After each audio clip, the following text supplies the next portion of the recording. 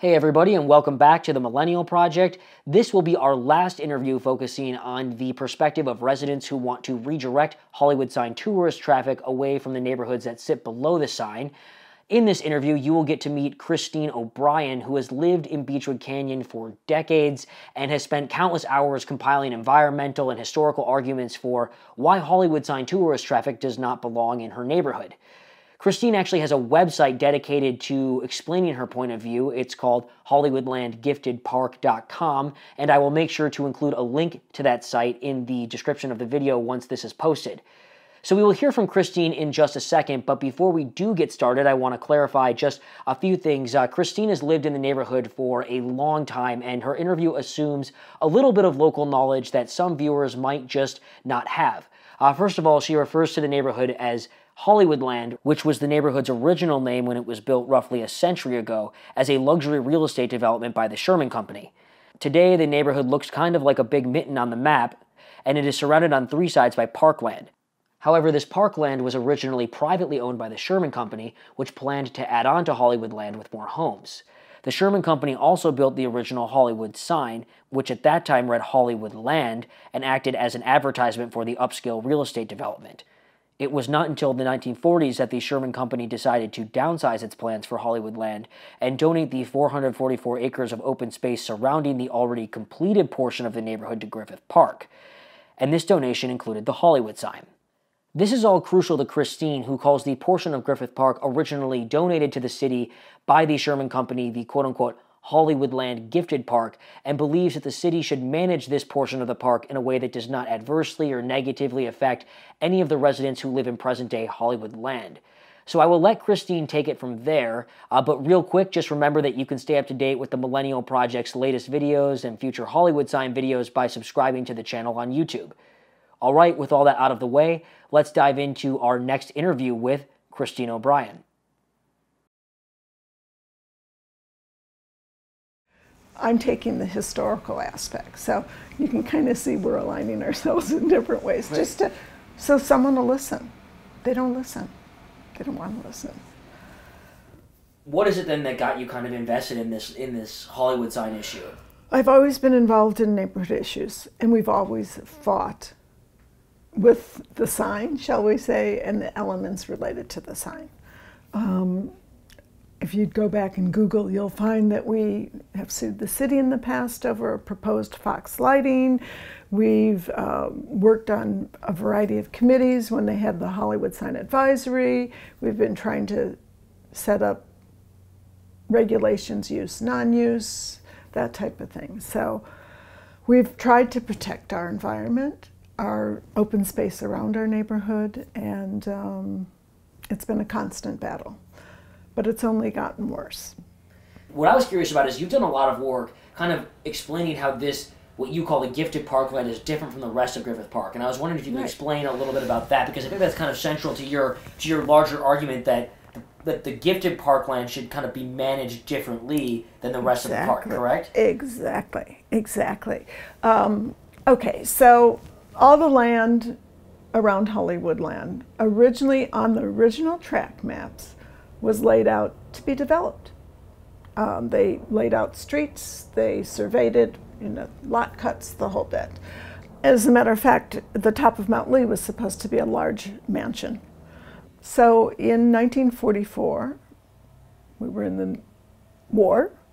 The Sherman Company divested of a lot of their property, and they deeded this land to the city of Los Angeles.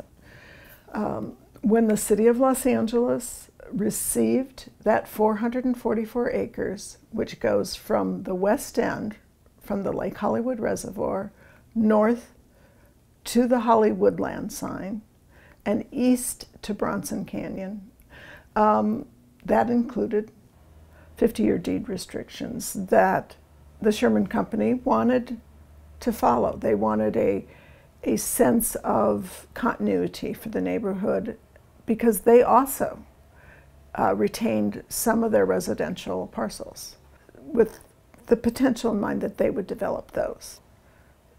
So it sounds like, again, this really plays into this idea that the gifted parkland, the 444 acres, if that's correct, right, of the gifted parkland, again, has this different background than the rest of Griffith Park, which most people wouldn't expect. Right. And so you've also done some work in trying to understand, beyond kind of just the historical and financial and development history, how the parkland itself is ecologically different than the rest of Griffith Park. Is that something you'd be interested in talking a little bit about? Well, I'm not an expert on that. It's only from what I've read. But yes, we have a completely unique set of species here. The microclimate is different. You could stand on any ridgeline here and you could measure the microclimate. You could measure the differences in the breezes in the air. The reservoir has an impact on what type of bird life we get, what type of animal life we get. We do live in a very dry situation, so the reservoir does provide water for a lot of the species. We have P22. He primarily lives in this open space. It has primarily always been passive open space. Well, I can ask kind of a follow-up to that, because I think a lot of people outside the neighborhood characterize you guys as being, what we've said, like NIMBYs, elitists who are trying to close the park off. It sounds to me now that you're pro-access, so I was curious if you could just kind of respond to that. Okay. We're not restricting anybody from using the park. We're just saying go through a proper entrance. You came to my house today. You didn't climb through a window to get in, did you? You walked through my front door. And that's what we're asking the city to enforce. A proper opening to come in to use the hiking trails. The end of Beachwood is not a proper opening. Look at the rest of the openings into Griffith Park. Are you familiar with the other openings? I know there's the Bronson. There's Canyon. The Bronson Canyon, right? And then there's Dirt Mulholland. There's Holly Ridge, which is now gone. There's Beachwood. Okay. But those are the ones that are the crisis points, so to speak. Okay, so those aren't really openings. Okay. Those are dead end streets into the park. Mm-hmm. They are not official openings. The only official opening in this area is over in Bronson Canyon. So there's two lanes, there's sidewalks potentially, there's ways to deal with volumes of people. And so for you, again, because a lot of people I've talked to, for them the primary issue is really the tourist volume. And I know when we had talked before this interview on the phone, we had talked a little bit about this kind of idea of industrial tourism almost, and that you guys are getting a level of tourism that's just not sustainable with your infrastructure. Is that for you the major problem? That's such an obvious thing. And it's so illogical that the city would want to incur the responsibility of encouraging people to come here. It's pretty sad. There's no bathrooms. There's no water. People defecate and urinate in people's yards. I've never seen such uncivilized behavior in a civilized society. You go to undeveloped countries, you expect that. But in a developed country, people spitting on people when they tell them you cannot park in someone's driveway, that shouldn't happen. So this kind of brings us into the last part that I always like to do with these conversations is to try to understand what you see as a viable solution to this problem. All the unofficial openings must be closed down. You start from there. Just from a safety measure, from a legal measure, they all need to be shut down. Then they do need to create some sort of a tourist plan. Maybe they need to consider moving the sign, renting it out to Universal, giving it to Universal or Warner Brothers to put on their hillside. They could build a mock-up of the sign, take the letter H, which is a 50-foot tall letter, I believe, put it somewhere, give them this letter, let them touch it and feel it, educate them on it, educate them about the sensitivity of the area. Get it away from this area. The main communication tower for the city of Los Angeles is adjacent to the letter D. I don't think it's healthy or safe to keep encouraging people to tramp up that area. So